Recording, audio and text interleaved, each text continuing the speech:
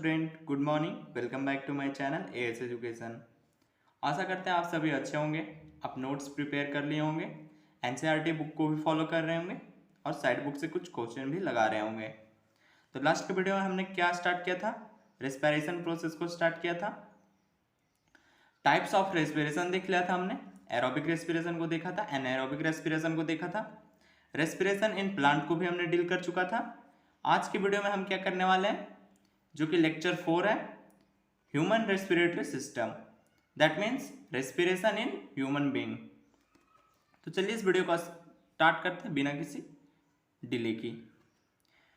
Human respiratory system, the main organ of human respiratory system are nose, nasal passage और nasal cavity, trachea, bronchi, lungs and diaphragm. Respiration process को हमने पहले ही जान चुका था। आज हम रेस्पिरेशन इन ह्यूमन बीइंग करने वाले हैं, द ह्यूमन रेस्पिरेटरी सिस्टम। तो ये एक सिस्टम है दैट मीन्स उसके अंदर बहुत सारे ऑर्गन्स होंगे। कौन कौन से ऑर्गन्स हैं? नोज है, नेजल पैसेज है, इसी को हम नेजल कैविटी भी बोलते हैं, ट्रैकिया है, ब्रोंकाई है, लंग्स और डायफ्राम। ये क्या है, सबको हम एक एक करके डील करेंगे। तो चलिए सबसे पहले स्टार्ट करते हैं नॉस्ट्रिल से। ओके, नॉस्ट्रिल क्या है? Nostril, air is taken in the body through nostril. हम अपने बॉडी में एयर, हवा कहाँ से लेते हैं? अपने नाक के थ्रू, नॉस्ट्रिल के through. The air passage in through the nostril is filtered by the hair line in the line of passage. अब जो एयर हम ले रहे हैं उसमें डस्ट पार्टिकल भी है। अब उस डस्ट पार्टिकल को फिल्टरिंग का काम कौन कर रहा है?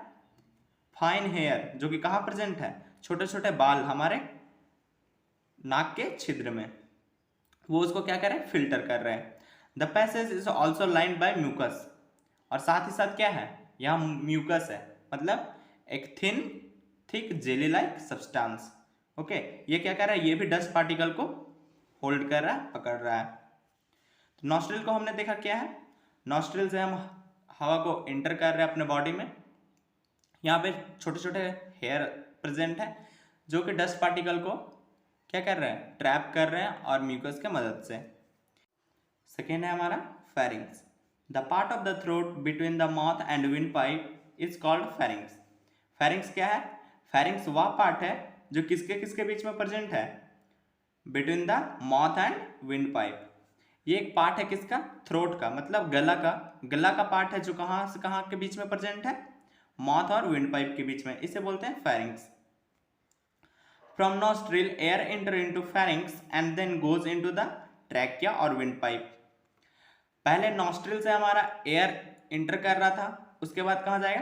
फेरिंग्स में जाएगा, and then goes into the trachea. उसके बाद कहाँ जाएगा? ट्रैकिया में जाएगा, जिसे हम विंड पाइप से भी जानते हैं।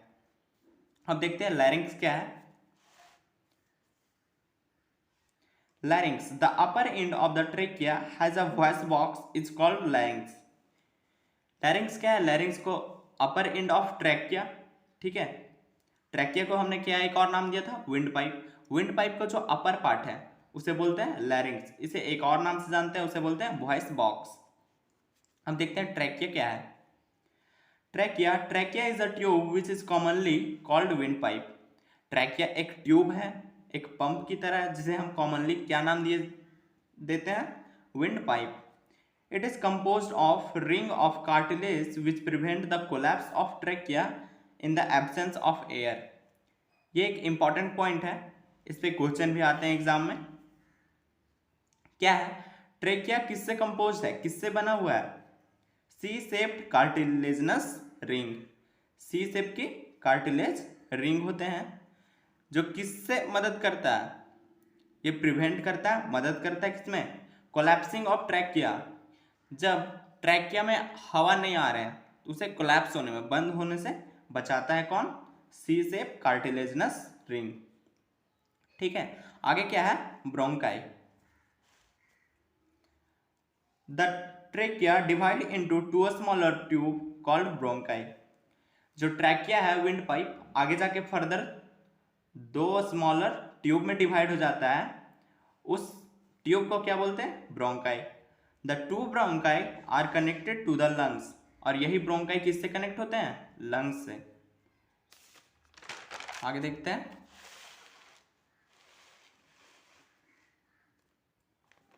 Lungs, the lungs lies in chest cavity which is separated from abdominal cavity by a muscular partition called diaphragm। जो हमारा लंग्स है ये कहाँ है प्रेजेंट है? हमारे चेस्ट कैविटी में, जिसे हम एक और नाम से जानते हैं थोरैसिक कैविटी। ये सेपरेटेड है एब्डोमिनल कैविटी और थोरैसिक कैविटी के बीच में एक पार्टीशन है, मस्कुलर पार्टीशन है, उस किसके द्वारा है? डायफ्राम के through. The lungs are enclosed in a rib case made of bone called ribs, और लंग्स किसके अंदर प्रेजेंट है? इंक्लोज्ड है, बंद है रिब केज के अंदर। किससे बना हुआ है? ये बोन से, हड्डियां से बना हुआ है, उसे क्या बोलते हैं? रिब्स। ठीक है। The lungs is covered by a thin layer called pleural membranes, और जो हमारा लंग्स है, लंग्स के ऊपर एक पतली सी लेयर है, उस लेयर को हम क्या बोलते हैं? ल्यूरल मेम्ब्रेन्स। आगे है bronchioles. Each bronchioles divide into a smaller tube called bronchioles। अब ब्रोंक्यूल्स क्या है? ब्रोंक्यूल्स फर्दर डिवाइड होते हैं और किस में टूट जाते हैं? ब्रोंक्यूलस में। ठीक है। जो ब्रोंक्यूल थे हमारे, पहले ट्रेकिया था, यहां ब्रोंक्यूलस नहीं ब्रोंक्यूल, पहले ट्रेकिया था हमारा। ट्रेकिया फर्दर डिवाइड किस में हो रहा था? ब्रोंकाई में। ब्रोंकाई किस में टूट रहा है? ब्रोंक्यूल में। आगे एल्व्यूलाई। एल्व्यूलाई क्या है? Functional unit of lungs. जैसे कि हमारी किडनी के फंक्शनल यूनिट क्या है? नेफ्रॉन। वैसे ही लंग्स की फंक्शनल यूनिट क्या है? Alveoli. This air sac at the end of the bronchioles, ये कैसे है? एयर सैक बलून की तरह है, जो कहाँ प्रेजेंट है? ब्रोंक्यूल के एंड पे, आखिरी छोर पे, ब्रोंक्यूल के एंड पे। Its wall are very thin and they are surrounded by a thin blood capillaries. इनकी वॉल क्या है? बहुत पतली लेयर से है, और इसके आसपास क्या है? Blood capillaries. Gases exchange take place inside alveoli. Alveoli को हमने क्या बोला? फंक्शनल यूनिट, मतलब एल्व्यूलाई के अंदर ही हमारा गैस का एक्सचेंज हो रहा है। Million of alveoli in the lungs provide large area for the exchange of gas. हमारे एक लंग में मिलियन से भी ज्यादा एल्व्यूलाई प्रेजेंट है, किसके लिए? ऑक्सीजन और कार्बन डाइऑक्साइड का गैस का एक्सचेंज करने में। और इतने सारे एल्व्यूलाई हैं तो लार्ज सरफेस एरिया को प्रोवाइड करेंगे एक्सचेंज ऑफ गैस के लिए। तो आगे देखते हैं हम mechanism of breathing. Mechanism of breathing, पहले देखते हैं ब्रीथिंग क्या है। Inhalation of oxygen and exhalation of carbon dioxide is called breathing. क्या है ब्रीथिंग? क्या है? सिंपल लैंग्वेज में बोले तो हम ऑक्सीजन को जो ले रहे हैं और कार्बन डाइऑक्साइड को छोड़ रहे हैं, इस प्रोसेस को क्या बोलते हैं? ब्रीथिंग। ओके। ये किस किस चीज से कंसिस्ट है? ये दो प्रोसेस से कंसिस्ट है। Breathing consist of inhalation and exhalation. Breathing का जो प्रोसेस है वो दो प्रोसेस से कंसिस्ट है, इनहेलेशन और एक्सहेलेशन से। इनहेलेशन को देखते हैं। As we inhale lift and diaphragm move downward and the chest cavity become larger because of the air is sucked into the lungs and fill the expand alveoli। क्या है inhalation का process? जब हम inhale करते हैं, जब हम सांस को लेते हैं, ऑक्सीजन को इनटेक करते हैं, जो हमारा रिब्स है, okay, ribs lift and diaphragm move downward. क्या हो रहा है हमारा डायफ्राम? डायफ्राम क्या था? एक पार्टीशन था, मस्कुलर पार्टीशन, किसके किसके बीच में? एब्डोमिनल कैविटी और थोरैसिक कैविटी या चेस्ट कैविटी। ये क्या कर रहा है? डाउनवर्ड मूव कर रहा है, नीचे की ओर मूव कर रहा है। And the chest cavity become larger, और जो हमारा थोरैसिक कैविटी या चेस्ट कैविटी है वो क्या हो जा रहा है? लार्जर हो रहा है, बड़ा हो रहा है। Because of this air is sucked into the lungs and fill the expand alveoli. और ये बड़ा क्यों हो रहा है?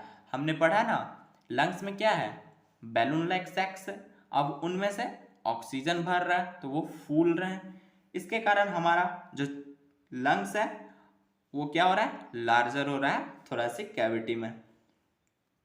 ठीक है, the oxygen is alveolar sac is taken up by the alveolar blood vessel to be transported to the all cell of the body.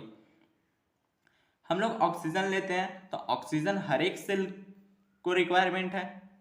अब उस ऑक्सीजन को ब्लड वेसल में जो ब्लड प्रेजेंट है उसके थ्रू पूरे बॉडी में दे दिया जाता है। ठीक है, the oxygen is carried into the blood bye respiratory pigment haemoglobin. क्या है, जो ऑक्सीजन कैरी कर रहा ब्लड किसके थ्रू कर रहा है, ब्लड में एक रेड पिगमेंट प्रेजेंट है जिसे बोलते हैं haemoglobin, which has very high affinity for oxygen. Affinity मतलब लव, अफेक्शन। ओके, जो हेमोग्लोबिन है वो ऑक्सीजन के लिए एफिनिटी शो करता है, ये हेमोग्लोबिन के साथ बाइंड करता है ऑक्सीजन और बना देता है ऑक्सी हेमोग्लोबिन, और इसके थ्रू ब्लड में वो पूरे सेल को, पूरे बॉडी के सेल में ब्लड के थ्रू ट्रांसपोर्ट कर देता है। The pigment is present in the red blood corpuscle RBC. ये जो हेमोग्लोबिन है ये कहाँ प्रेजेंट होता है, pigment of RBC, red blood corpuscle. The oxygen reaches the cell where the process of respiration take place producing carbon dioxide। अब हम पहले भी जान चुके हैं कि रेस्पिरेशन के प्रोसेस में क्या होता है, हम ऑक्सीजन लेते हैं, हम ह्यूमन ऑक्सीजन लेते हैं और कार्बन डाइऑक्साइड को रिलीज करते हैं। ठीक है, आगे क्या है, this carbon dioxide diffuse into the blood which carries it out the lungs in the dissolve form.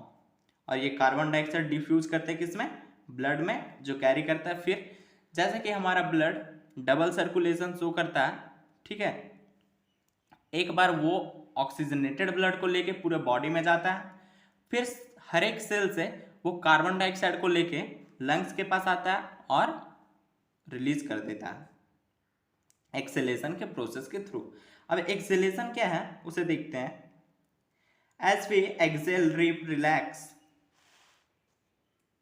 As we exhale, rib relax, causing the diaphragm to move upward. The decrease the space of our chest cavity, pushing the air out of the lungs. ये inhalation से just opposite का process है। Acceleration मतलब सांस को छोड़ना। As we Excel, जैसे हम सांस छोड़ते हैं हमारा रिब्स क्या होता है, रिब्स रिलैक्स हो जाते हैं, and causing the diaphragm to move upward. और जो हमारा डायफ्राम था, मस्कुलर पार्टीशन, उसका मूवमेंट किधर हो रहा है, अपवर्ड, ऊपर की ओर हो रहा है। This decrease the space of our chest cavity. और ये क्या रिजल्ट प्रोड्यूस करता है, हमारा चेस्ट कैविटी का स्पेस क्या होता है, डिक्रीज होता है, pushing the air out the lungs. और जब हमारा चेस्ट कैविटी छोटा होगा, प्रेशर के थ्रू कार्बन डाइऑक्साइड को कहाँ रिलीज करेगा, एनवायरमेंट में, एयर में। ठीक है, एक क्वेश्चन है उसे देखते हैं।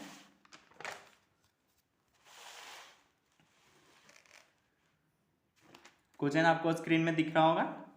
What advantage over aquatic organism does a terrestrial organism have with regarded to obtaining oxygen for respiration। ये क्वेश्चन क्या बोल रहा है उसे समझिए। क्या एडवांटेज है ओवर एन एक्वाटिक एनिमल, जो पानी में रहने वाले जीव जंतु हैं उनके मुकाबले जो लैंड पे रहते हैं टेरेस्ट्रियल ऑर्गेनिज्म हैं, उसका क्या एडवांटेज है रेस्पिरेशन के प्रोसेस में। सिंपल सा समझे, पानी में रहने वाले जीव कहाँ से ऑक्सीजन लेते हैं, डिजॉल्व ऑक्सीजन लेते हैं जो कि वाटर में घुले होते हैं। और टेरेस्ट्रियल ऑर्गेनिज्म कहाँ लेते हैं, डायरेक्ट एटमॉस्फेयर से लेते हैं। तो टेरेस्ट्रियल ऑर्गेनिज्म क्या है, एडवांटेज लेते हैं किसके ऊपर, एक्वाटिक ऑर्गेनिज्म के ऊपर। Okay, since the amount of dissolve oxygen is fairly low compared to the amount of oxygen in air। क्या है, जो पानी में ऑक्सीजन कौन से फॉर्म में होते हैं, डिजॉल्व फॉर्म में, वो कम है किसके कंपैरिजन में, जो हमारे एटमॉस्फेयर में एयर में प्रेजेंट है। The rate of breathing in aquatic organism is much faster than a terrestrial organism. आगे क्या बोल रहा है, जो ब्रीथिंग रेट होगा वो बहुत ज़्यादा होगा किसका, टेरेस्ट्रियल नहीं सॉरी एक्वेटिक ऑर्गेनिज्म का बहुत ज़्यादा होगा और टेरेस्ट्रियल का लो होगा। क्यों, क्योंकि उसे एक्सेस अमाउंट में ऑक्सीजन नहीं मिल पा रहा है। क्यों नहीं मिल पा रहा है, क्योंकि वो वाटर से ले रहे हैं और वाटर में कौन सा फॉर्म में है, डिजॉल्व फॉर्म में। आगे हम आपको डायग्राम शो कर देते हैं ह्यूमन रेस्पिरेटरी सिस्टम का, उससे और भी क्लियर हो जाएगा।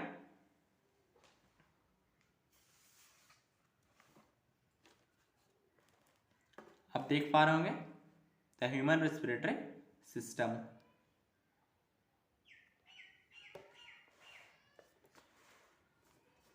ये आपका ह्यूमन रेस्पिरेटरी सिस्टम है।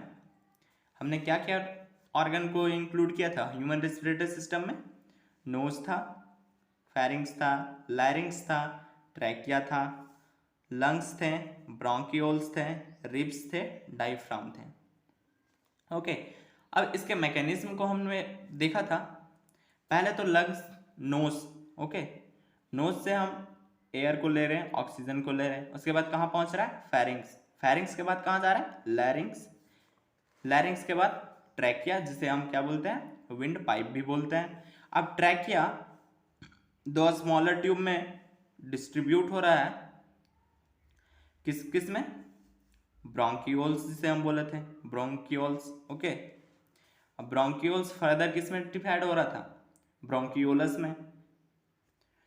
ये हमारा एल्वियोलाई है, छोटे छोटे सैक लाइक स्ट्रक्चर, जिसमें exchange of gases take place, जिसमें एक्सचेंज होता है गैसेस का, ठीक है। ये लंग्स है। अब हमने एक डायफ्राम बताया था कि इनहेलेशन और एक्सहेलेशन टाइम क्या क्या होता है, किसी में अपवर्ड मूव हो रहा था, किसी में डाउनवर्ड मूव हो रहा था। जब हम ऑक्सीजन को इनहेल करेंगे तो ये कहाँ आएगा, डाउनवर्ड मूव होगा, ठीक है। और जब हम एक्सहेलेशन करेंगे तो ये अपवर्ड मूव होगा। ये क्या था, एक मस्कुलर पार्टीशन किसके किसके बीच में, एब्डोमिनल कैविटी और थोरैसिक कैविटी के बीच में। तो आज की वीडियो यहीं तक रखते हैं स्टूडेंट्स। आई होप वीडियो पसंद आया होगा आपको।